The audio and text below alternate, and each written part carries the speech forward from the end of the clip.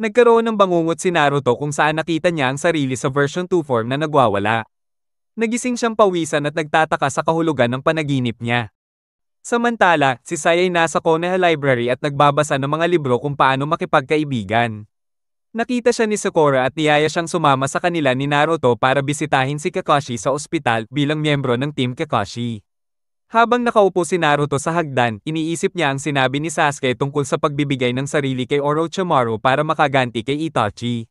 Naputol lang ang pag-iisip niya nang tawagin siya ni Sakura. Naiinis siya nang makita si Sai. Nang tinawag siyang dummy ni Sakura, naalala ni Sai ang nabasa niya sa libro na ang mga magkakaibigan ay gumagamit ng palayaw. Tinanong niya kung pwede siyang sumali sa usapan at ikinagulat ito ni Naruto at Sakura. Ibinunyag niya ang binabasa niya sa library kaya nagulat ang dalawa. Tuwa si Sakura sa desire ni Sai na makipagkaibigan pero sabi ni Naruto huwag pilitin at hayaang natural lang. Tinuruan nila si Sai gumawa ng palayaw base sa ugali pero nang tingnan niya si Sakura at ngumiting sinabihang pangit binugbog siya pati si Naruto. Pagdating sa ospital, napansin ni Kakashi ang mga pasa ni Naruto at Sai. Sinabi ni Naruto na nakita nila si Sasuke pero alam na pala ito ni Kakashi mula kay Yamato. Ayon kina Naruto at Sakura, sobrang lakas na ni Sasuke at baka gumagamit na ng gamot sa tulong ni Kabuto.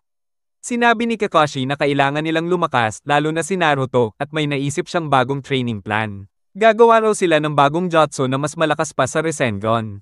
Bago pa nila pag-usapan ito, dumating si Asuma kasama ang Team 10. Napansin ni Ino si Sai at agad siyang nagkagusto. Nagpakilala si Sai at ipinaliwanag kung bakit niya inatake si Naruto noon. Sabi ni Shikamaru kay Naruto, alam na niya ang tungkol kay Sasuke at pwede na siyang sumama sa susunod na mission. Pero dahil hindi nakasali si Naruto sa Chunin exams, genin pa rin siya. Gusto ni Asuma makausap si Kakashi ng pribado at pinakain muna ang Team 7 at Team 10 sa isang barbecue. Umalis si Shikamaru mula sa kainan para tumulong daw sa clan nila. Pero ang totoo ay gusto niyang sumama kina Asuma at Kakashi. Pinag-usapan nila ang Akatsuki at ang panganib dito sa Konoha. Sabi ni Shikamaru, kung natalo si Gaara na isang cage, paano pa si Naruto? Sabi naman ni Kakashi, lalaki pa ang lakas ni Naruto sa tamang panahon. Sa restaurant, umupo si Ino sa tabi ni Sai. Pinapasabi ni Ino kay Choji na magpakilala muna bago kumain. Nang susubukan ni Sai gumawa ng palayaw para kay Choji, muntik na niyang tawaging mataba. Agad siyang pinigilan ni Naruto at Sakura. Narealize ni Sai na hindi pwedeng basta-basta gamitin ang ilang salita. Dahil ayaw niyang ulitin ang pagkakamali, tinawag niyang maganda si Ino. Nakahinga si Naruto ng maluwag pero nang tingnan niya si Sakura, nakita niyang galit ito. Dahil tinawag siyang pangit at si Ino ay maganda, binugbog ulit ni Sakura si Sai at winasak ang restaurant. Samantala, sa labas ng nayon, may dalawang magnanakaw ng libingan na naguhukay pero sinasabing hindi pa nila natatagpuan ang hinahanap nila. Masayang nakatayo si Naruto sa isang bukirin kasama si Kakashi, excited na magsimula ulit ng training kasama ang dati niyang sensei. Pinaliwanag ni Kakashi na ang sikreto para makagawa ng bagong teknik na unique kay Naruto ay ang pagbabago ng anyo ng chakra at saka paglalapat ng nature nito. Una, pinagawa ni Kakashi si Naruto ng Rasengan. Natuwa si Kakashi at sinabi niyang ito ang perfect example ng form transformation dahil kailangan mong iikot at i-compress ang chakra sa isang bilog. Akala ni Naruto madali na lang ang natitirang steps pero hindi pa niya alam kung anong uri ng chakra meron siya. Pinaliwanag ni Kakashi na may 5 klase ng chakra nature, apoy, hangin, lupa, tubig, at kuryente. Pinakita ni Kakashi ang Chidori bilang example form ng chakra na nilagyan ng lightning nature. Naisip ni Naruto na baka may 2 chakra nature si Sasuke kasi may fire at lightning jutsu siya. Para malaman kung anong nature ni Naruto, binigyan siya ni Kakashi ng litmus paper na gawa sa punong sumisipsip ng chakra. Kapag naging kulubot, lightning iyon, kapag napunit, hangin, nasunog, apoy, nabasa, tubig, at nagkadurog-durog, lupa. Nang pinasahan ni Naruto ng chakra ang papel, napunit ito. Ibig sabihin, ang natural na affinity ni Naruto ay wind release. Dumating bigla si Yamato. Tinanong siya ni Naruto kung anong chakra affinity niya. Pinakita ni Yamato ang earth style at water style techniques niya, kaya humanga si Naruto. Pinaliwanag ni Yamato na kaya niyang gamitin ang parehong lupa at tubig. Pero ang pagsanib ng dalawang iyon ay mas mahirap. Sabi ni Kakashi, ang wood release ni Yamato ay kombinasyon ng earth at water, pero kailangan ng espesyal na kakayahan o Kekkei Genkai para mag-combine ng chakra natures, tulad ni Haku at ang ice release niya. Tinanong ni Naruto kung bakit andan si Yamato. Sagot ni Yamato, inimbita siya ni Kakashi para sa training. Ayon kay Kakashi, para mapabilis ang training, kailangan ni Naruto gamitin ang Shadow Clones. Dahil naalala ng bawat clone ang natutunan nila kapag na-dispel, parang sabay-sabay silang nagte-training. Naisip ni Naruto na ito ang sikreto ni Kakashi sa lakas niya, pero sabi ni Kakashi, ngayon lang din niya ito i-test. Hindi niya kayang gumawa ng maraming clones tulad ni Naruto. Ipinaliwanag niya na mas malaki ang chakra ni Naruto, 4 na beses kaysa sa kanya. At kung gagamitin pa ang chakra ng Nine Tails, 100 beses pa.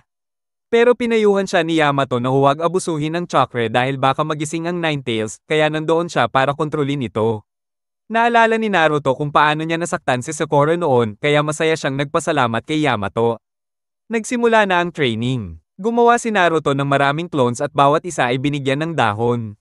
Ang task, punitin ng dahon gamit ang Wind Nature Chakra. Nagulat si Naruto nang makitang may bahagyang punit ang dahon niya. Sabi ni Kakashi, baka hindi nga tumagal ang training ni Naruto. Nagpapatuloy si Naruto sa kanyang Chakra Nature training habang nakabantay si Yamato. Kaya lang, dahon lang ang nagagawa niyang mapunit. Sinabi ni Kakashi na i-dispel niya ang mga clones para makuha niya ang lahat ng natutunan nila, pero muntik na siyang himatayin pagkatapos, pinaliwanag ni Kakashi na pati pagod ay sabay-sabay niyang mararamdaman. Ayaw sumuko ni Naruto, kaya gumamit ulit siya ng multiple shadow clone technique. Ngayon, lahat ng clones ay may baon ng karanasan. Biglang napaisip si Naruto kung may ibang ninja sa Konoha na gumagamit ng wind release para matanong niya. Sabi ni Kakashi, meron, malamang naglalaro ng shogi sa oras na yon. Sa kabilang banda, naglalaro nga ng shogi sina Asuma at Shikamaru. Ang matatalo, sagot sa sunod na barbecue ng Team Asuma. Natalo si Asuma. Pero bago pa masaya si Shikamaru, dumating si Naruto at humihingi ng tips tungkol sa Wind Chakra. Hindi makapaniwala si Shikamaru na ginagawa ni Naruto ang training na yun kasi sobrang hirap daw. Nagulat din si Asuma na Wind type pala si Naruto. Pumayag si Asuma na magbigay ng tips. Basta sagot ni Naruto ang sunod na dinner nila. Binilang ni Naruto ang laman ng frog purse niyang si Game-chan at pumayag. Pinakita ni Asuma ang kanyang chakra blades at nilagyan ng Wind Chakra. Tinry din ni Naruto pero hindi pa rin kasing galing. Sabi ni Asuma, dapat hill-ingen ang chakra sa loob ng blade. Tinanong ni Naruto kung bakit kailangan palagyan ng chakra ang blade kung matalim na. Pinahagis ni Asuma ang blade kay Naruto, tumama lang sa puno ang kay Naruto, pero yung sa kanya, dumiretso sa puno, tumagos pa sa bato. Sabi niya, pinigil niya pa raw yun. Masayang nagpasalamat si Naruto, at si Asuma, mukhang natuwa, nagbigay pa ng dagdag na tips basta sagot ulit ni Naruto ang bayarin.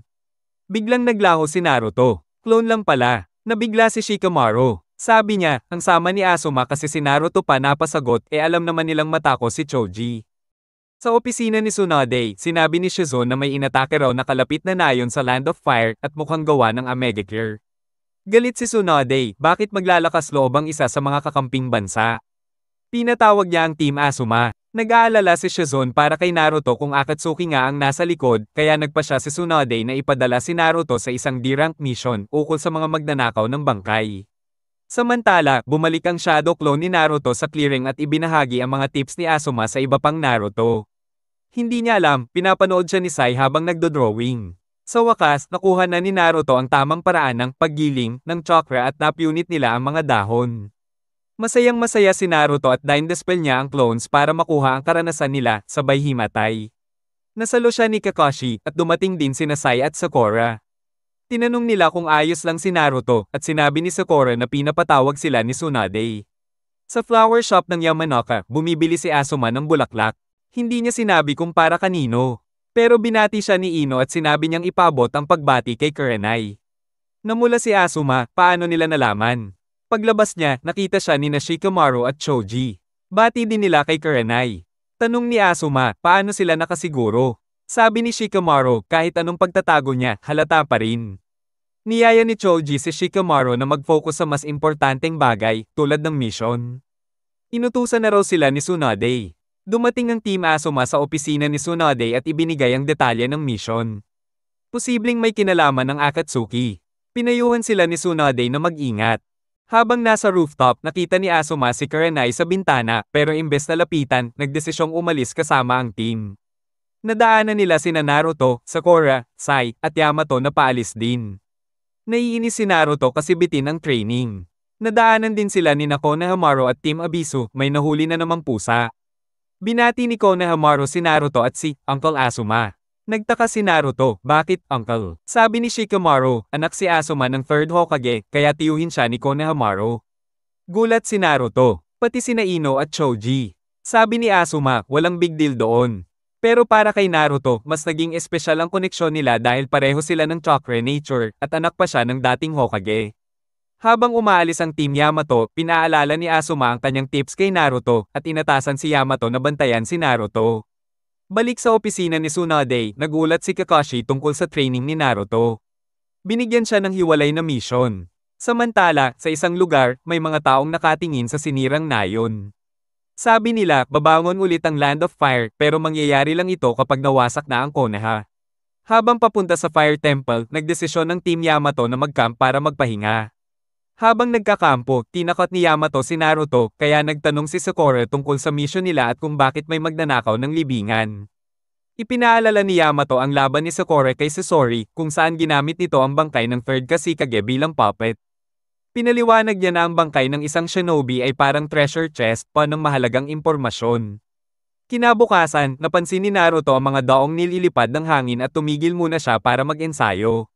Habang nakayuko, nakita ni Sai na nanginginig si Naruto at inakala niyang natatakot pa rin ito sa kwento ni Yamato kagabi, yung tungkol sa mga patay na ninja na baka bumangon uli. Pero laking tuwa ni Naruto nang napiunit niya ang dahon ng perpektong hati. Pagdating nila sa meeting point, wala ni isa man sa mga monghe ng Fire Temple na dapat sana'y sasalubong sa kanila. Umalis sina Yamato at Sakura para hanapin sila habang sina Naruto at Sai ay naiwan para maghintay. Biglang natakot si Naruto nang biglang umuwit ang isang kwago sa puno.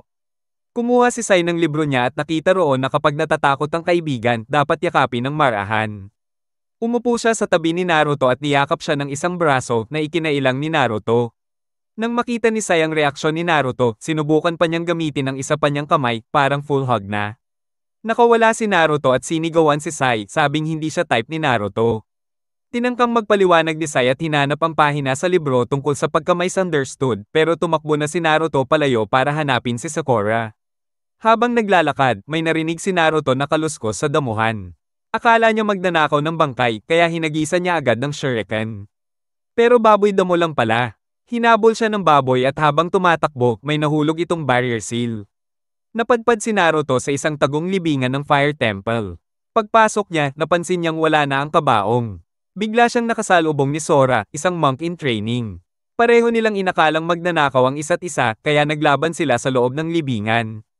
Gumamit si Naruto ng Shadow Clone at multiple Shadow Clone technique, pero tinalo lahat ni Sora gamit ang kanyang Beast-Tearing Palm na may kasamang Chakra-Enhanced Triple-Bladed Claw. Napansin ni Naruto na wind release din ang gamit ni Sora at tinangkang makipag-usap, pero pinilit siyang patayin ni Sora. Buti na lang dumating ang ibang monghe at Team Yamato para itigil ang gulo. Matapos malanawan ang sitwasyon, sinabi ng dalawang monghe kay Chiriko na nawawala nga ang kabaong. Nag-utos si Chiriko na higpitan pa ang seguridad sa iba pang libingan. Ipinaliwanag din niya kay Sora na kailangan talaga ng mga ninja mula Konoha dahil sobrang galing ng mga magnanakaw ng libingan ngayon, kayang sirain ng mga barrier seal. Habang papunta sa Fire Temple, tinangkang kausapin ni Naruto si Sora tungkol sa wind release technique niya, pero isnab lang siya ni Sora. Naiinis si Naruto at patuloy na umakyat sa hagdanan ng templo.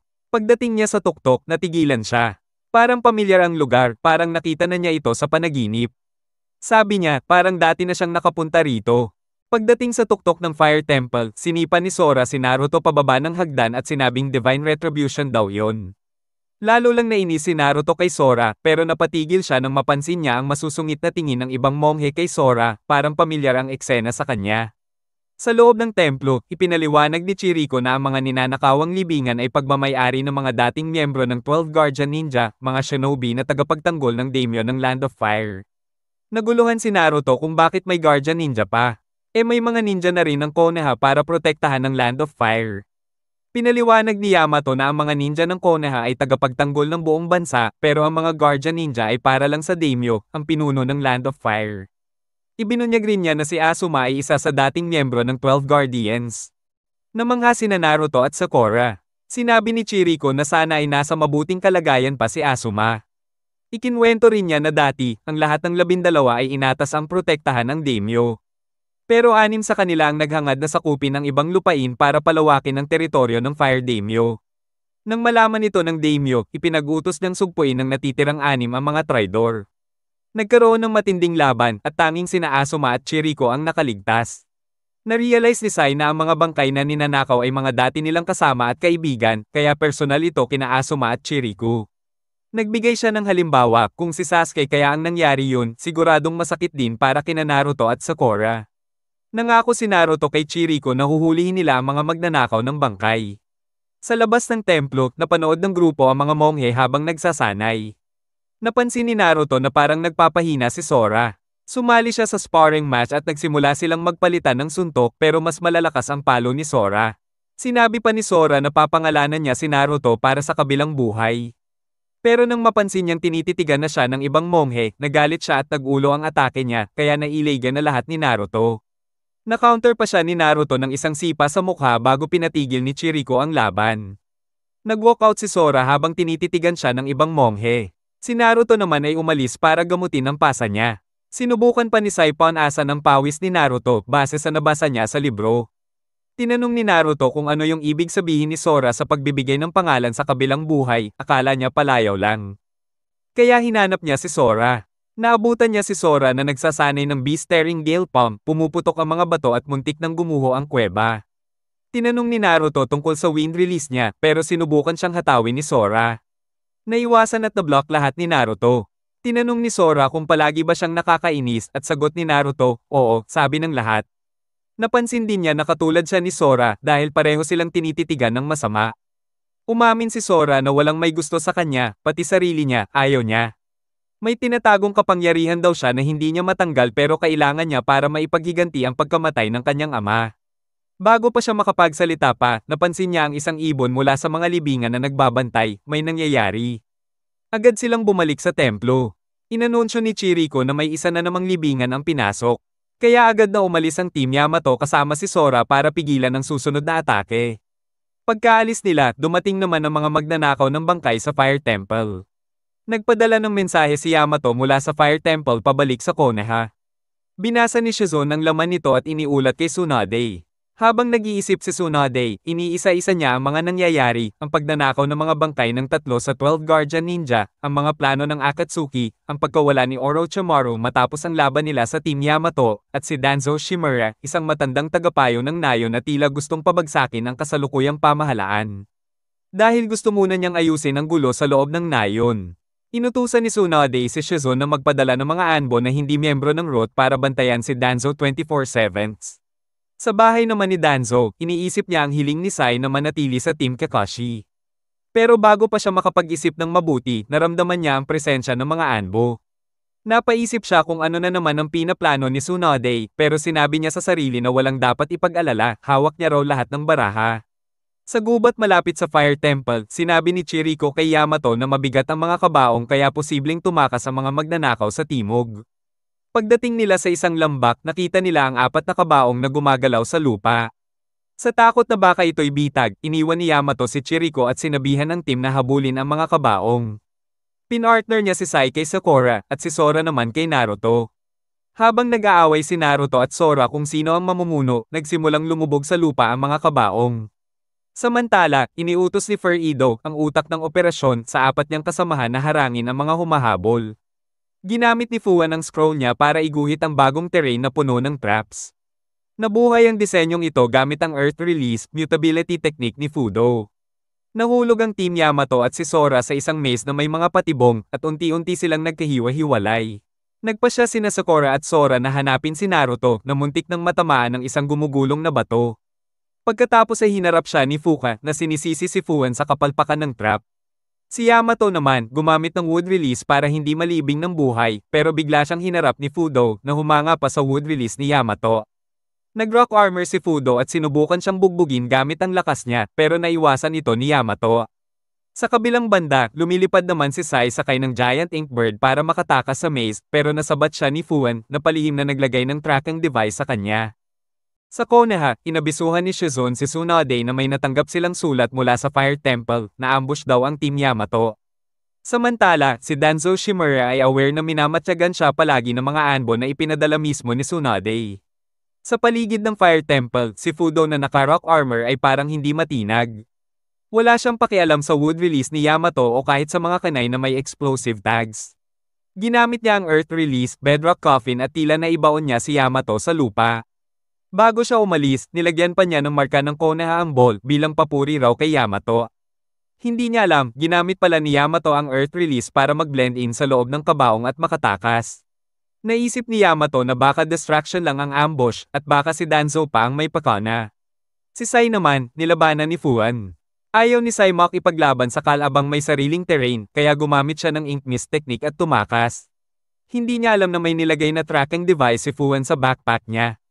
Gamit ang altering terrain diagram scroll, nasundan ni Fuan si Sai at nilagyan ng mga patibong ang daraanan nito, muntik na siyang mapatay. Ayaw na raw makipaglaro ni Fuan, kaya sinubukan na siyang tapusin gamit ang Earth Release, Rock Section K na may Stone Spears. Inakala niyang nataman si Sai, pero ink version lang pala yon, nag-body replacement technique si Sai at lumitaw sa likod niya. Gumawa siya ng 3 ink beast para atakihin si Fuan. Natalo man ang mga ito, nakatakas si Sai sa kalituhan. Samantala, nilapitan si Naruto ni Fuka at inalok siyang halikan, French o traditional daw. Tumanggi si Naruto dahil ayaw niya raw sa mga easy na babae. Tinanong siya kung nahalikan na ba siya dati, at galit niyang sinabing oo, pero lalaki raw. Naalala niya ang una at nag-iisang halik niya kay Sasuke. Dinilaan ni Fuka ang pisngi niya at natikman ang wind chakra niya, na bihira raw. Hinalikan niya si Naruto para kunin ang chakra nito, pero shadow clone lang pala yon. Gumawa ulit si Naruto ng maraming clones at pinuri pa ang malambot na labi ni Fuka, pero sinabing hindi na siya makakahalik ulit. Gumamit si Fuka ng Fire Release, Phoenix Sage Fire Technique para sunugin ang mga clones. Gumawa ulit si Naruto, pero ginamit naman ni Fuka ang Water Released Snake's Mouth para lamunin silang lahat. Naiwan si Naruto, walang clone, at hinailan ng agos ng tubig habang humahanga sa taglay ni Fuka na 3 chakra natures. Pero nagulat siya nang gumamit pa si Fuka ng Lightning Release, Electromagnetic Murder para kuryentehin siya sa tubig. Lalo siyang nabigla, 4 na klase ng chakra nature ang meron si Fuka. Nagkita sina Fudo at Fuan sa itaas ng terrain. Ipinagmamalaki ni Fudo na napatay niya ang kalaban niya. Si Fuan naman, aminadong hindi niya natalo si Sai, mas mahirap daw ito kaysa inaakala niya. Sa loob ng maze, muntik nang masugad ng higanteng gagamba si Sakura na iniwan ni Sora, pero dumating si Sai. Ginamit niya ang ink para buligin ang gagamba. Kumagat ng ganti ang gagamba at binugahan si Sai ng lason. Tinanong ni Sai si Sakura kung natouch siya sa ginawa niya. Binasa pa niya mula sa libro niya na ang sakripisyo raw ang pinakamatinding paraan para humanga ang isang babae. Naiinis si Sakura habang nag-isip si Sai kung gagana rin iyon kay Naruto. Tinurukan ni Sakura ng antidote si Sai gamit ang karayom, napasigaw si Sai sa sakit. Samantala, narating na ni Sora ang utak ng mga pag-atake, si Furido. Sinabi ni Furido kay Sora na matagal na niya itong hinihintay at inabutan pa siya ng nilagang patatas. Pero nang maamoy ni Sora ang lupa mula sa mga nakatagong libingan, napagtanto niyang si Furido pala ay isa sa mga magnanakaw ng bangkay. Tinangka niya itong atakihin pero talo siya sa lakas ni Furido. Ginamit ni Furido ang 5 Elements on Seal para buksan ang tunay na kapangyarihan ni Sora, nagbago ang nakabalot niyang kanang braso at naging parang braso ng halimaw. Gumamit si Sora ng mas pinalakas na Beast-Tearing Gale Palm para atakihin si Furido. Pero hinarang ito ng Wind Twister ni Furido. Samantala, sinubukan ulit ni Fuka na halikan si Naruto, pero clone lang pala ito. Yung totoong Naruto, umatake mula sa likod gamit ang Rasengan, pero nasalubong siya ng cyclone ng bulaklak na gawa sa Wind Chakra, kaya na-dispel ang Rasengan niya. Gulat si Naruto nang malaman niyang kayang gamitin ni Fuka ang lahat ng 5 chakra elements. Sinabihan siya ni Fuka na isa pa siyang batang walang alam sa mga babae, sabay sabog ng sunod-sunod na atake. Fire Release, Water Release, at Lightning Release. Nakailag si Naruto sa lahat pero gumamit na naman si Fuka ng spiralang Wind Ball. Halos tamaan si Naruto, at habang na-corner siya, inulit ni Fuka ang bulaklak cyclone attack. Gumawa si Naruto ng chain ng shadow clones, at ang huling clone ay pumutol ng buhok ni Fuka gamit ang kanay. Nagalit si Fuka, dahil sa lahat ng bagay, buhok pa niya ang nasira. Kaya panaralisan niya si Naruto at ginamit ang execution by kiss technique. Habang papunta kina Naruto at Sora sina Sakura at Sai, biglang tumigil si Sai dahil sa lason sa katawan niya. Sabi niya, nabasa raw niya na ang pagpapakita ng kahinaan ay nakakatulong daw sa pagpapalalim ng samahan. Naiinis na si Sakura sa kakakot niya ng libro, kaya sinabihan siyang hindi lahat ay matututunan sa pagbabasa. Nagpatuloy sila sa paghahanap at nakita nila si Naruto, pero nakalock lips kay Fuka. Nagalit si Sakura, akala niya hindi panahon para sa halikan. Pero napansin ni Sai na may kakaiba. Nang susugurin na ni Sakura si Fuka, na-counter siya nito, pero sinalo siya ni Yamato na kasalukuyang naghanap din sa kanila. Bago pa man sila makaganti, dumating sina Fudo at Fuan, at ginamit ni Fudo ang Rock Pillar Prison Technique para ikulong sila. Sa labas naman, pinaliwanag ni Furido kay Sora na ang 4 na bangkay na ninakaw ay gagamitin daw para sa kabutihan ng Land of Fire. Hinihikayat niyang gamitin ni Sora ang lakas niya para sa kaparehong layunin.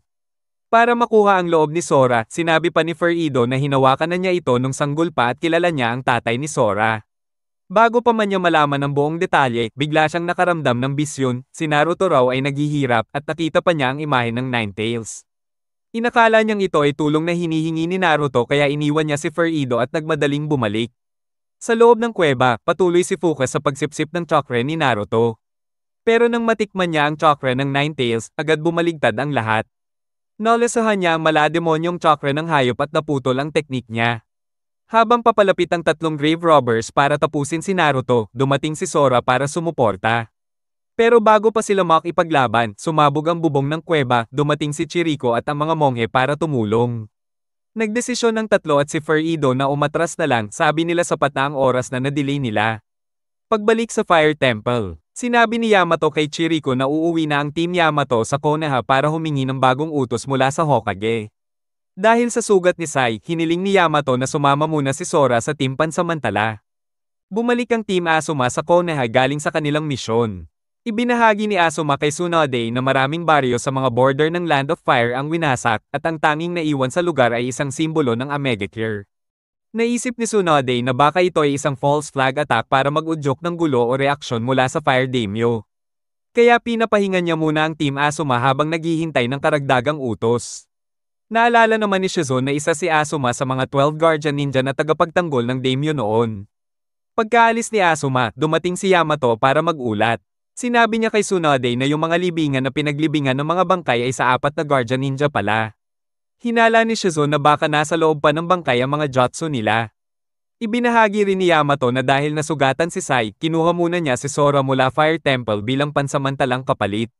Nadagdag pa na si Chiriko, ang pinuno ng monghe, ay mukhang hindi target kaya malamang na sina Naruto o Sora talaga ang puntirya. Sa labas ng opisina, nakita ni Asuma ang Team Yamato at mukhang nakilala niya si Sora. Kinausap ni Naruto at Sakura si Sora at sinabihan siyang huwag maging bastos lalo na kay Tsunade. Pero ilang segundo lang matapos nilang pumasok sa opisina ni Tsunade, biglang pinalipad ni Tsunade palabas si Sora, wasak ang pinto't pader dahil sa pambabastos niya sa Hokage. Tahimik lang si Asuma habang iniisip na matagal na pala niyang hindi nakita si Sora. Paglabas nila ng opisina, dinala ni Sakura si Sai sa ospital. Iniwan niya si Naruto kay Sora. Ayaw naman ni Sora ng kasama at nagyabang pa na siya raw ang susunod na mamumuno sa Konoha. Napailing si Naruto at sinubukang habulin siya. Nang maabutin niya, nagkakatinginan na sina Sora at Akamaru. Tahol ng tahol si Akamaru sa kanya. Nagpasalamat si Naruto na wala si Kiba pero biglang lumitaw ito. Sinabihan ni Sora si Kiba na atali si Akamaru at turuan itong huwag tumahol sa hindi kilala. Nag-init si Kiba sa sinabi na parang alagang hayop lang si Akamaru at nagkabangayan sila. Dumating sina Choji at Shikamaru. Sinabihan sila ni Choji na magbati pero nang tawagin siyang mataba ni Sora, sumali na rin siya sa gulo. Dahil kasama sa team si Sora, hindi matiis ni Naruto na pabayaan siyang labanan ng dalawa, kaya sumali rin siya. Ayaw ni Sora, pero medyo na-touch din siya nang sabihin ni Naruto na kaya niya ginagawa yon ay dahil magkakampi sila. Si Rock Lee, na nakakita ng gulo, akala ay friendly sparring lang, kaya sumali rin. Napailing si Shikamaru habang minamasdan ng kaguluhan at sinabing hindi na siya interesado sa mga larong pambata. Pagdating ni Asuma, sinabi ni Shikamaru na wala siyang balak sumali. Sumigaw si Sora at ginamit ang Beast Tearing Palm. Si Kiba naman, pina-fusion si Akamaru gamit ang Beast Human Clone at ginamit ang Four Legs Technique. Si Lee naghanda ng Leaf Great Whirlwind. Gumawa ng clone si Naruto. At si Choji naman tumalon sa ere gamit ang Multi-Size Technique. Bago tuluyang sumalpok ang lahat, pinigil ni Asuma ang kanilang mga atake gamit lang ang mga kamay niya. Ginamit ni Shikamaru ang Shadow Imitation Technique para paandarin sila. Pero dahil nasa ere si Choji, hindi siya naapektuhan at bumagsak tuloy sa mukha ni Shikamaru. Sa huli, sinabi ni Asuma na mag-barbecue na lang sila. Sa Yakiniku-kyu, tinanong ni Sora si Asuma kung kilala nito si Kazuma, ang kanyang ama. Umiwas si Asuma sa tanong at siningit ni Naruto na turuan na lang ni Asuma si Sora ng teknik niya dahil pareho silang may wind release. Sa gubat, ipinakita ni Asuma ang kanyang chakra blades na tinuhag ang puno at tinamaan pa ang malaking bato sa likod. Gamit ang kanya-kanyang kanay, sinubukan ni Naruto at Sora gayahin ito. Habang busy sila, sa labas ng Konoha, nagplano na naman ng atake sina Furido at ang grupo niya. Target nila ngayon ang isang nayon kung saan nakatira ang Kohaku clan. Sabi ni Furido, magiging dakilang sakripisyo raw ang mga ito para sa kapakanan ng buong Land of Fire. Nagtangkang turuan ni Yamato sina Naruto, Sakura, at Sora ng mga bagong team formation techniques dahil ngayon ay isang team na sila. Ayaw ni Naruto at Sora na mag-aksaya ng oras sa mga formation, mas gusto nilang magpatuloy sa kanilang nature transformation training. Pero tinanong ni Naruto si Yamato tungkol sa 5 elemento at kung posible ba na matutunan niya ang water release kapag naging Jonin na siya. Sinabi ni Yamato na hindi pwedeng matutunan ng ibang chakra types, kailangan ito ay ipinanganak sa'yo. Ang Dominin mong affinity ay magpapabangko sa ibang types. Tanong ni Naruto, paano kung may shinobi na may 5 elemento? Wala raw ni isang shinobi na may 5 elemento, kaya't naiisip ni Naruto kung paano nagagawa ni Fuka iyon. Bigla namang dumating si Asuma at pinutol ang training nila. Sinabi niya kay Yamato na hindi rin magtatagal si Sora sa Team Kakashi, kaya't hindi rin magagamit ang formation na tinuturo nila. Hindi rin maglalaan ng oras sina Naruto at Sora na matutunan ito dahil pareho silang malalakas at gusto nilang makipaglaban ng diretso. Payo niya kay Sakura at Yamato, sila na lang ang mag-backup. Kaya tinihil ni Yamato ang training, pero sinabihan pa rin sina Naruto at Sora na si Asuma ay naka-standby at pwede silang turuan ng nature transformation, bagay na hindi natuwa si Sora. Sa opisina ni Tsunade, ipinaalam ni Tsunade kay Yamato ang mensahe na natanggap nila mula kay Chiriko tungkol kay Sora. Isang dekada na ang nakalipas, si Sora ay naglabas ng misteryosong lakas na halos winasak ang Fire Temple at nasaktan ang maraming monghe. Nang isailalim siya sa mga medical tests, hindi natukoy kung ano ang pinagmulan ng lakas niya. Tinago siya ng templo at binantayan. Hindi na raw muling lumabas ang ganong lakas ni Sora, pero ang mga nakasaksi sa insidente ay galit pa rin sa kanya kaya't hindi naramdaman ni Sora na ang Fire Temple ay ang tunay niyang tahanan. Ibinahagi ni Chiriko ang bagay na ito kay Tsunade at napansin ni Yamato na may mga pagkakapareho si Sora at Naruto. Sa kagubatan, pinapanood ni Asuma sina Naruto at Sora habang nagsasanay para makuha ang wind release ability nila. Pagkalipas ng ilang oras, sinabi ni Asuma na dapat magpahinga na sila at ipagpatuloy ang training bukas. Masaya si Naruto at Sora dahil akala nila si Asuma na naman ang magtuturo sa kanila kinabukasan. Kinabukasan, patuloy nilang pinapalakas ang kanay nila para wasakin ang puno. Nagulat si Asuma na kaya nilang gumawa ng ganoong klaseng damage kahit walang chakra blades, kaya't ipinasok sa kanila ni Asuma ang focus sa wind chakra at hindi sa pagsira ng puno. Habang pinagmamasdan ng stamina nila, napansin ni Asuma ang backpack ni Sora. Tinawag niya ang lunch break at dinala sina Naruto at Sora sa Ramen Ichiraku. Habang nagmamadali si Naruto na tapusin ang lunch at magbalik sa training, kinausap ni Asuma si Sora at ipinakita ang kanyang chakra-enhanced triple-bladed claw na ni-reforge ni Asuma gamit ang parehong metal ng kanyang trench knives. Hindi nagpasalamat si Sora at mabilis na tumakbo nang sinabi ni Asuma na wala na siyang oras para magturo. Naalala ni Asuma na siya pala ang pumatay kay Sora's father, si Kazuma, matapos nitong planuhin patayin ng Hokage para mapasailalim ang mga kalapit na bansa sa Fire Daimyo. Napatigil siya nang dumating si Kurenai na napansin ang pagkabahala ni Asuma dahil sa tumaas na paggamit nito ng sigarilyo at tinanong siya kung plano niyang itigil ito. Samantala, ipinagbigay alam kay Tsunade na nakatakas si Danzo Shimura mula sa Anbo na nagbabantay sa kanya. Habang naglalakad sa bayan, nakita ni Sora ang isang ama at anak na bumili ng pagkain. Inutusan ng ama ang anak na magpasalamat sa kanya.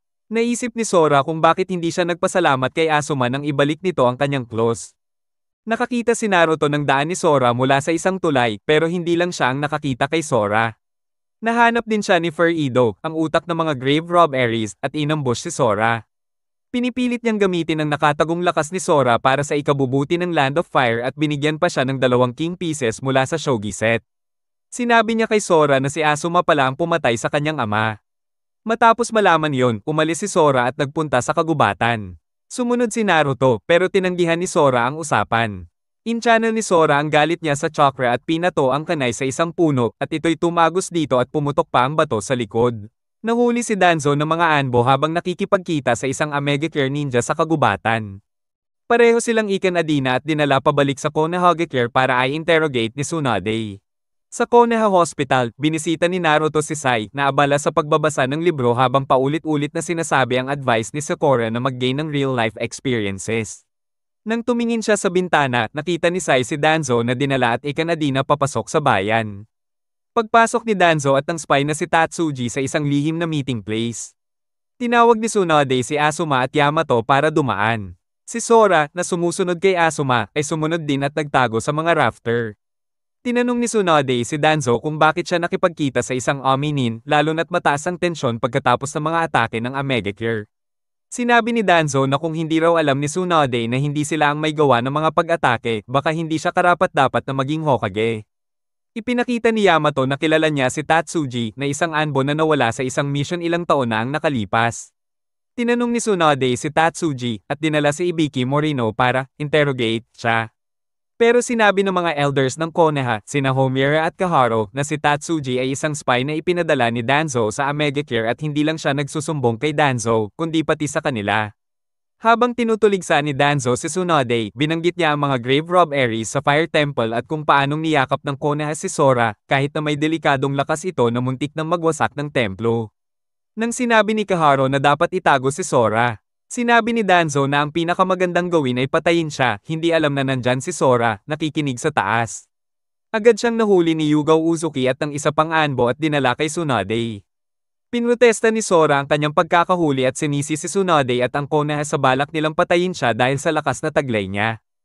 Inisip niyang kasalanan niya kung bakit siya nagtangkang magtiwala sa Yamato, sa kanyang team, at sa buong nayon. Tanong ni Sora kay Asuma kung siya ba ang pumatay kay Kazuma, at agad sinabi ni Asuma na oo, siya nga. Pumutok si Sora ng galit at ginamit ang kanyang chakra para gawing isang napakalaking kamay, tinulak ang mga anbo na humahawak sa kanya, at sinubukang salakayin si Asuma. Ginamit ni Asuma ang kanyang chakra blades para blockin ang beast-tearing gale palm ni Sora. Sumabog ang pader dahil sa kanilang laban at nagpatuloy ang bakbakan sa labas. Nakita ni Naruto ang alikabok at usok mula sa laban. Sinubukan ni Asuma na patumbahin si Sora at muntik nang magtagumpay, pero nang subukang bumangon si Sora, bumalik ang kanyang kamay sa normal. Isang anbo ang sinubukang patayin si Sora gamit ang shuriken, pero biglang sumulpot si Naruto at iniiwasan ito. Sinabi ni Sora na huwag makialam si Naruto, pero ipinagtanggol siya ni Naruto at inalala ang mga sinabi ni Sora nung nasa kuweba pa sila. Napansin ni Asuma na ang anbo na nag-attempt patayin si Sora ay mula sa root. Ngunit bago pa man makialam, hinayla siya ni Furido papalayo. Nagsimula nang mawala ng malay si Naruto dahil sa shuriken na tumama sa kanyang likod. Sa hospital, nanaginip si Naruto ng mga monghe ng Fire Temple na sinusubukang isil ang chakra ng isang tailed beast pero hindi nila ito nagawa. Habang pinapakita ng Jinchuriki ang pagkawasak sa mga iron walls ng templo, nakita ni Naruto ang nine-tailed fox sa kanyang panaginip. Nagising siya ng bigla. Samantala, si Shikamaru, Choji, at Kiba ay pinapahanap si Sora. Sa labas ng bayan, ipinaliwanag ni Furido kay Sora na hindi pwedeng may dalawang hari sa Land of Fire na may pantay na lakas. Kaya't ang ama ni Sora, si Kazuma, ay nagplano na pagsamahin ang mga pinakamalalakas na hari, ang Fire Daimyo at ang Hokage ng Konoha. Pero nabigo ang plano ni Kazuma dahil tumayo si Asuma para sa Hokage. Sinabi ni Furido na ang layunin ni Kazuma ay para sa kabutihan ng Land of Fire at siya rin ang nagbigay ng lakas kay Sora. Hinihiling ni Furido kay Sora na tumulong upang makamit ang huling pangarap ni Kazuma at bibigyan siya ng pagkakataon na maghiganti kay Asuma. Paglabas mula sa hospital, naglakad si Naruto kasama si Sakura, at nagpasalamat si Sakura dahil mabilis gumaling si Naruto.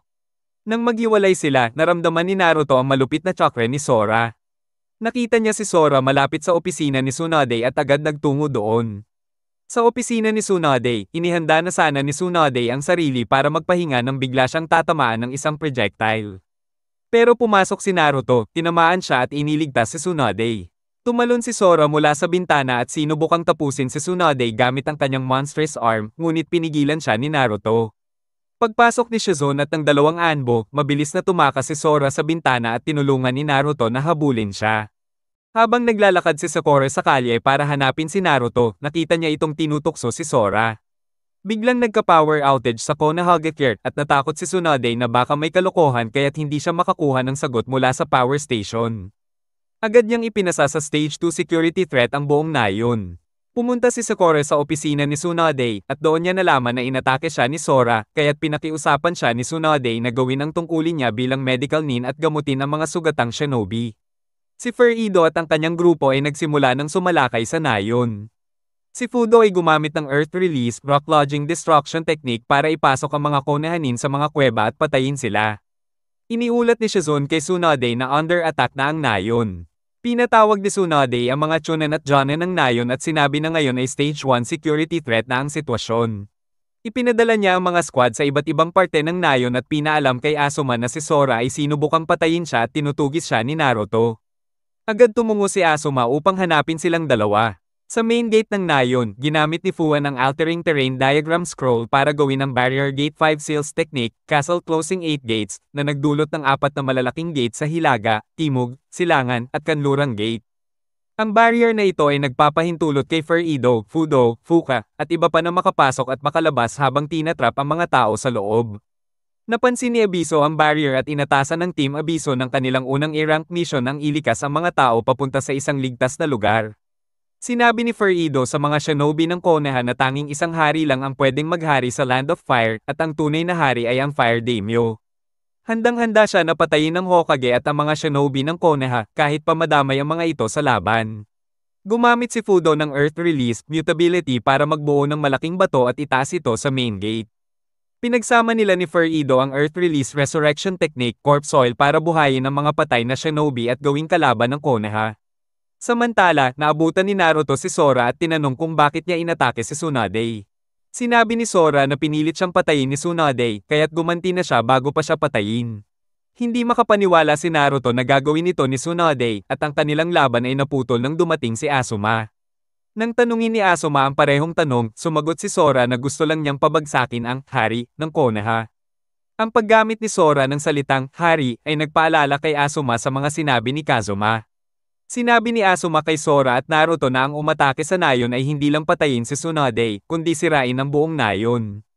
Umalis si Asuma para tumulong sa laban sa border, at si Sora, na hindi na maintindihan ang mga layunin, ay tumakas. Si Naruto ay sumunod kay Sora ayon na rin sa hiling ni Asuma. Sa power station, ginagamit ang kuryente para mag-charge ng mga kabaong na naglalaman ng 4 na Guardian Ninja. Nalaman ng Team Asuma na ang mga muling binuhay na mga katawan na nakakalaban sa kanila ay mga mula sa Kohaku Clan at mga mamamayan ng mga nayon na inatake ng 4-man team ni Furido. Samantala, si Shikamaru ay nasa isang meeting kasama si Tsunade at Shizune upang pag-usapan ang mga hakbang pangdepensa. Sinabi ni Asuma sa Team Abiso na magpadala ng mga shinobi na may ranggong Chunin pataas papunta sa power station at agad siyang nagtungo doon. Pagdating niya, natagpuan niya ang mga muling binuhay na katawan ni Kit-an, Noma, To, at Saito, ang 4 na pinakamalakas na miyembro ng 12 Guardian Ninja. Hindi tulad ng mga miyembro ng Kohaku Clan, ang 4 na ito ay ganap na muling nabuhay, kasama ang kanilang orihinal na personalidad at kakayahan, bagaman pilit pa rin nilang sinusunod ang mga utos ng kanilang caster. Sumama sina Yamato at Sakura kay Asuma sa power station, at sinabi ni Asuma sa kanila na ang 4 ay ginagamit ang limelight, isang teknik na nagdudulot ng kumpletong pagkasira sa isang limitadong lugar. Sinabi ni Asuma na kailangan nilang pigilan ang bawat isa sa mga ito mula makarating sa kanilang direksyon, at ipinangako niyang siya ang haharap kay Kit-an. Habang nangyayari ito, nahabol ni Naruto si Sora, at tinanong kung bakit nais nitong patayin si Tsunade at bakit siya kasama sa mga umatake sa nayon. Sinabi ni Sora na gusto lang niyang pabagsakin ang Hokage ng Konoha dahil naniniwala siyang ang 3rd Hokage ang nag-utos kay Asuma na patayin si Kazuma, ang tatay ni Sora. Nagdesisyon si Sora na tumakas muli. Ngunit bago makasunod si Naruto, hinarang siya ni Fuka na gustong ipagpatuloy ang kanilang laban. Nagtatakang tinrap ni Fuan si Sakura, ngunit ipinakita ang pagkainis sa paghuli ng isang babae at tinanong kung nasaan si Sai. Si Fudo naman ay nahuli si Yamato at pagkatapos magtakip ng rock armor, pinukpok ang captain gamit ang kanyang chakra-enhanced strength. Sa labas ng nayon, nakatagpo si Sora kay Furido na kinumpirma na susunugin nila ang Konoha para sa kapakinabangan ng Land of Fire na ikinagulat ni Sora. Ang mga shinobi ng Konoha ay patuloy na lumalaban sa mga muling binuhay na mga katawan na umaatake sa kanila. Kahit na hindi mahirap talunin ang mga bangkay, ang dami ng mga ito ay nagpapahirap sa trabaho ng mga shinobi. Samantala, si Naruto ay patuloy na nakikipaglaban kay Fuka na nag-aalok na ipagpapatawad ang buhay ni Naruto kung ibibigay niya ang kanyang katawan. Habang nakabitin si Naruto sa bubong, tumanggi siya, kaya ginamit ni Fuka ang kanyang lightning release, lightning rod technique upang sokmang mapagod si Naruto at magmukhang namatay siya. Pero nagawang mailigtas ni Naruto ang sarili gamit ang kanyang shadow clone technique at sinabi sa kanya na wala siyang oras para sa kanya ngayon. Sagot ni Fuka, ginamit ang kanyang Earth Release, Mud Spore at Water Release, Snake's Mouth para gumawa ng mudslide na tumama kay Naruto at itinapon siya mula sa bubong. Sa ilalim ng lupa, si Sakura ay natrap sa isang yungib ni Fuan. Nang hawakan niya ang mga pader, nakasalubong siya ng mga laso na insekto na bumalat sa kanya. Nang magising siya, nakita niya si Naruto na nakayuko sa kanya, pero Naruto ay tinangkang saksakin siya gamit ang kanay. Tumakbo siya, at ang mga Naruto ay nahati sa tatlo at isa sa kanila ay parang sumaksak sa kanya. Pagkatapos, pinakawalan ni Fuan ang kanyang genjutsu at inihanda na tapusin si Sakura na wala ng malay, pero ginamit ni Sakura ang body replacement technique.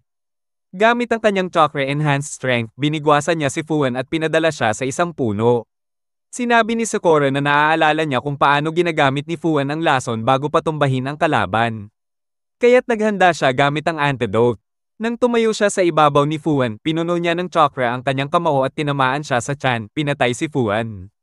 Nang mamatay si Fuan, at tinawag ang Barrier Gate 5 Seals Technique, Castle Closing 8 Gates, nagdulot ito ng pag-urong ng mga pader sa paligid ng Konoha. Sa opisina ni Tsunade, sinabi ni Shikamaru na hindi siya makakapag-isip ng hakbang pangdepensa kung hindi siya nasa harapan ng laban. Habang nakasalubong si Ino, nagpunta sila sa main gates kung saan narinig nila si Choji na nagsasabi sa iba na tapos na ang trabaho ng pumatay sa caster ng barrier, at oras na para gawin nila ang kanilang bahagi. Tinanong ni Shikamaru ang lahat kung may sapat ba silang chakra, at gumawa siya ng estratehiya para mabilis na matalo ang mga muling binuhay na katawan. Sa power station, tinrap ni Kitan si Asuma gamit ang kanyang lightning release, thunder binding upang pigilan siya ng hindi pinapatay. Hindi makalabas si Asuma dahil sa kuryente na dumadaloy sa mga pader. Sa ibang bahagi ng nayon, si Yamato ay iwasan ng mga atake ni Fudo. Gamit ang kanyang rock armor, tinangka ni Fudo na tamaan si Yamato, pero patuloy lang si Yamato sa pag-iwas. Gumamit si Yamato ng kanyang Earth Release, Earth Flow Spears upang gumawa ng mga matutulis na spike para itusok si Fudo. Ngunit binanggalang ito ni Fudo. Nang ginamit ni Yamato si Fudo para gawing malambot ang lupa, ginamit ni Yamato ang Water Release, Tearing Torrent upang lumikha ng malakas na agos ng tubig na nalunod si Fudo sa malambot na lupa.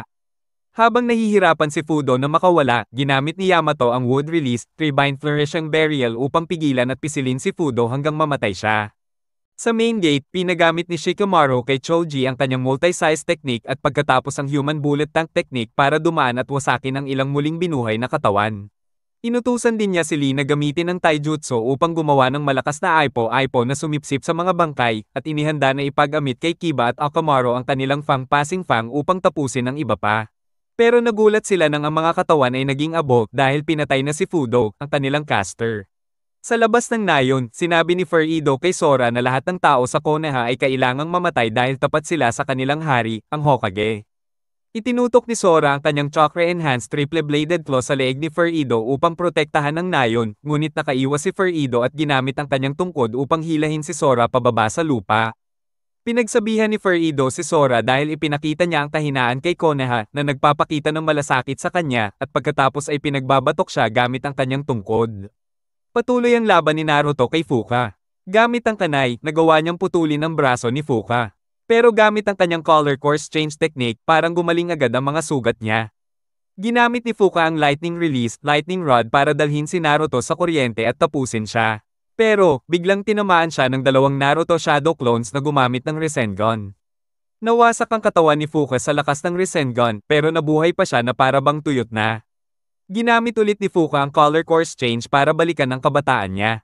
Nang magalit si Fuka, tinanggal niya ang Shadow Clone gamit ang Earth Release, Rock Pillar Spears at nagplanong tapusin ang tunay na Naruto gamit ang Water Release, Stormy Blockade na nagdala ng isang malaking baha. Pinawi ng tubig ang lahat ng mga Shadow Clone ni Naruto, kaya't ang natira na lang ay ang tunay na Naruto. Tumalon si Naruto para umiwas sa mga lightning release ni Fuka, pero nagulat siya nang gumamit siya ng Earth Release, Mud Spore para maglunsad ulit ng mudslide. Naisip ni Naruto na ginagamit ni Fuka ang iba't ibang katawan, at bawat katawan ay may iba't ibang chakra affinity. Nang maputol niya si Fuka, lumipat siya sa katawan na may Earth Chakra, kaya't nakikita ni Naruto ang dahilan ng mga paghilom ng sugat. Nagulat si Fuka sa mga ideya ni Naruto, pero sinabi niyang wala ng silbi iyon at kailangan niyang patayin siya para hindi maibulgar ang kanyang lihim. Habang hinahalikan siya ni Fuka para kunin ang Wind Release Chakra at katawan ni Naruto, naisip ni Naruto na parang hindi niya alintana ang pinsala sa katawan niya, kundi ang buhok lang. Nalaman ni Naruto ang kahinaan ni Fuka, kaya't hinailan niya ang buhok nito at pinunit ito. Galit na galit si Fuka at sinubukang atali siya gamit ang buhok, pero naalala ni Naruto ang pagsasanay niya sa Wind Chakra at ginamit lang ang kanyang mga kamay para punitin ang buhok ni Fuka. Habang ang katawan ni Fuka ay natutunaw at ang buhok lang ang natira, nagsimulang magtakip ang buhok ng kaluluwa niya. Tumakbo si Fuka patungo kay Naruto, pero gumamit ng Shadow Clone si Naruto at tinamaan ang kaluluwa na nakapaloob sa buhok gamit ang Rasengan, kaya't namatay si Fuka. Samantala sa Power Station, ginamit ni Asuma ang kanyang Chakra Blades at Wind Release, Verdant Mountain Gale para putulin ang Lightning Release, Thunder Binding na nagpapabilanggo sa kanya. Nahanap niya si Kitan at pinatay ito bago pa makapag gamit ng Limelight ability. Sa labas ng nayon, ikinukwento ni Furido kay Sora ang kwento ng Nine-Tailed Fox at ang pag-atake nito sa Konoha halos 15 taon na ang nakakaraan, at kung paano ang 4th Hokage ay pinigil ang kaluluwa ng Fox sa isang sanggol para maging Jinchuriki ng Konoha. Ipinahayag ni Furido na ang chakra ng demonyong Fox ay kinuha ng ibang tao at pagkatapos ng 5 taon, nilagay ito sa isang batang si Sora, kaya't naging Pseudo Jinchuriki siya. Nang makita ni Furido na patay na si Kitan, tinapos na niya ang jutsu sa 3 iba pa, kaya't pinatay silang muli. Pagkatapos, ginamit ni Furido ang 5 Elements on Seal para ilabas ang natirang chakra ng Fox sa katawan ni Sora. Si Naruto, na nakaramdam ng mental na koneksyon kay Sora kanina, ay mabilis na nagtungo sa direksyon ni Sora at nagulat nang makita ang chakra ng Fox sa tuktok ng mga puno. Si Asuma naman, na naisip na gagamitin si Sora sa isang atake, ay nagtungo rin sa parehong direksyon. Dumating si Naruto at Asuma sa tamang oras para makita si Sora na tinatanggap na ang kalikasan ng Nine-Tailed Fox. Napansin ni Asuma na si Furido pala ay ang tunay na ama ni Sora, si Kazuma, na akala niya ay napatay na niya noong mga nakaraang taon. Ipinaliwanag ni Kazuma kay Naruto na ang ilan sa chakra ng Nine-Tails ay nakapasok at naisalang sa katawan ni Sora, at ngayon na nabuksan ang seal, sinisimulan na ng chakra ng Fox na sakupin ang katawan ni Sora, bahagi ito ng plano ni Kazuma na magpadala ng mini Nine-Tails sa Konoha. Dumating din sina Sakura at Yamato na nagulat nang makita si Sora na may suot na Nine-Tails cloak. Habang nagsisimula ang laban ni Asuma at Kazuma, sinusubukan ni Naruto na makiramay kay Sora, pero ginamit ni Sora ang kanyang roar laban kay Sakura. Pinrotektahan siya ni Naruto at sinabi kay Sora na ginamit niya ang kapangyarihan ng Nine-Tails dati para saktan si Sakura, at hindi niya hahayaan mangyari ulit yon. Ginamit ni Yamato ang Wood Release para sugpuin si Sora, pero hindi niya ito kayang pigilan dahil wala si Sora ng necklace ng First Hokage. Pumasok si Sora sa kanyang one-tailed form, pero dumating ang Team Asuma sa huling segundo, kung saan ginamit ni Shikamaru ang Shadow Imitation Technique para pigilan si Sora. Inutusan niya si Choji na gamitin ang Partial Multi-Size Technique para hawakan si Sora. Sinabi ni Naruto kay Sora na hindi niya papayag ang gamitin ni Sora ang kanilang kapangyarihan para sa masama.